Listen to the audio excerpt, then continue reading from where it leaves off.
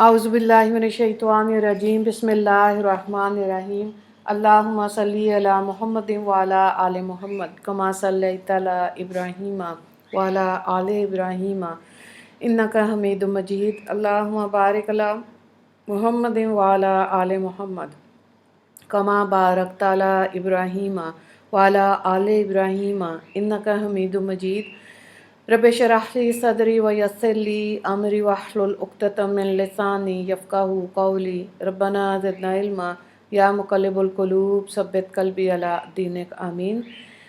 10 عنوانات کے تحت اسلامی تعلیمات رجب یکم رجب۔ عنوان نمبر 1، اسلامی تاریخ۔ حضرت ابوبکر صدیق رضی اللہ تعالیٰ عنہ۔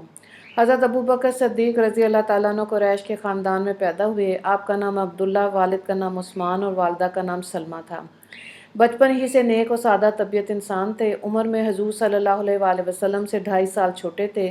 دونوں میں بڑی دوستی اور سچی محبت تھی۔ انہوں نے آپ صلی اللہ علیہ وآلہ وسلم کے اخلاق و عادت کو بہت قریب سے دیکھا تھا، اس لیے مردوں میں سب سے پہلے ایمان لانے کی سعادت ملی اور حضور صلی اللہ علیہ وآلہ وسلم کی نبوت کی تصدیق اور زندگی بھر جان و مال سے ساتھ دیتے ہوئے اسلام کی تبلیغ میں مشغول رہے۔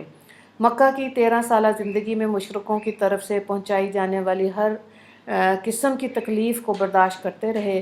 اہم مشورے اور راز کی باتیں حضور صلی اللہ علیہ وآلہ وسلم انہی سے کرتے تھے۔ چنانچہ ہجرت کے موقع پر ابوبکر صدیق رضی اللہ تعالیٰ عنہ نے آپ صلی اللہ علیہ وآلہ وسلم کے ساتھ غار ثور میں 3 دن قیام فرمایا، پھر وہاں سے مدینہ منورہ تشریف لے گئے۔ اسلام کی حفاظت کے لیے ہر موقع پر اپنا مال خرچ کرتے رہے اور دین کی سربلندی کے لیے پوری بہادری کے ساتھ تمام غزوات میں شرکت فرماتے رہے۔ عنوان نمبر 2، اللہ کی قدرت۔ مشک اللہ کے خزانے سے آتا ہے۔ مشک ایک بہت ہی قیمتی خوشبو ہے۔ اس کی پیدائش کا معاملہ بہت ہی عجیب و غریب ہے۔ اللہ تعالیٰ نے ایک جانور بنایا جسے ہرن کہتے ہیں۔ اس کے ناف میں خون جمع ہوتا رہتا ہے جو دھیرے دھیرے ایک ڈلے کی شکل اختیار کر لیتا ہے۔ اسی خون کے ڈلے میں اللہ تعالیٰ ایسی خوشبو پیدا کر دیتا ہے جس کو ہم مشک کہتے ہیں۔ ہرن کی ناف میں مشک پیدا ہونے کے بعد اسے تکلیف ہونی شروع ہو جاتی ہے تو وہ درختوں سے اپنے آپ کو رگڑنے لگتا ہے، جس سے وہ ڈالا جنگل میں گر جاتا ہے اور شکاری اسے لے کر بازاروں میں بیچتے ہیں۔ یہ اللہ ہی کی قدرت ہے جو ایک جانور کے خون سے مشک جیسی خوشبو پیدا کرتا ہے۔ سبحان اللہ۔ عنوان نمبر 3، ایک فرض کے بارے میں اسلام کی بنیاد۔ رسول اللہ صلی اللہ علیہ وآلہ وسلم نے فرمایا، اسلام کی بنیاد 5 چیزوں پر ہے: اس بات کی گواہی دینا کہ اللہ کے علاوہ کوئی معبود نہیں اور محمد صلی اللہ علیہ وآلہ وسلم اللہ کے رسول ہیں۔ دوسرا، نماز ادا کرنا۔ تیسرا، زکوٰۃ دینا۔ چوتھا، حج کرنا۔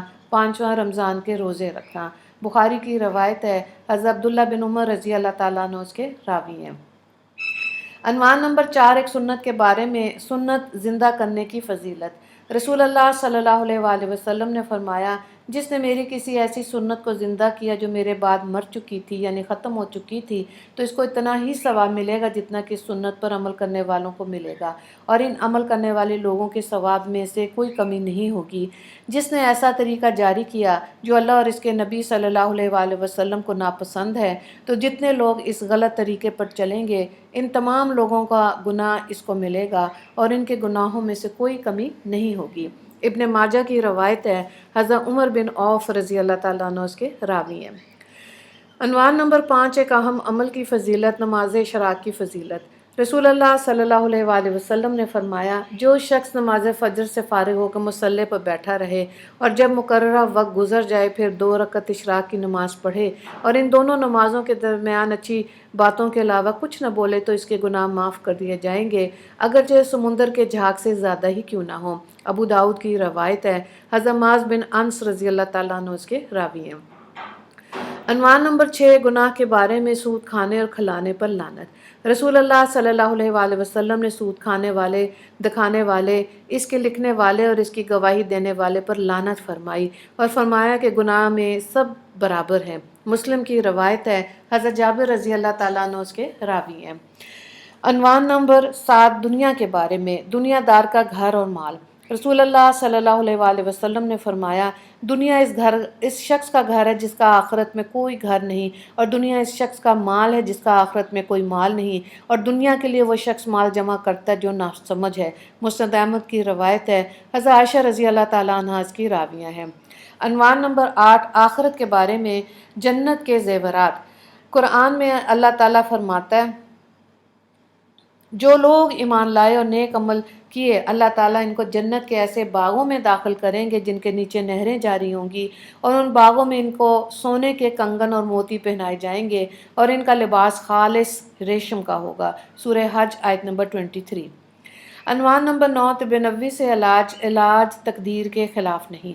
حضرت ابو خزائمہ بیان کرتے ہیں کہ ایک شخص نے رسول اللہ صلی اللہ علیہ وآلہ وسلم سے عرض کیا، اے اللہ کے رسول، ہم لوگ جو جھاڑ پھونک اور دواؤں کا استعمال کرتے ہیں اور پرہیز کرتے ہیں تو اس سے تقدیر الہی کی مخالفت نہیں ہوتی۔ رسول اللہ صلی اللہ علیہ وآلہ وسلم نے فرمایا یہ بھی تقدیر الہی ہے۔ ترمذی کی روایت ہے۔ مفہوم یہ ہے کہ جس طرح مرض اللہ کی طرف سے ہوتا ہے اسی طرح مرض سے بچنے کی تدبیریں بھی اللہ کی طرف سے وارد ہوتی ہیں، لہٰذا ان تدبیروں کو اختیار کرنا چاہیے، تقدیر کے خلاف نہیں ہے۔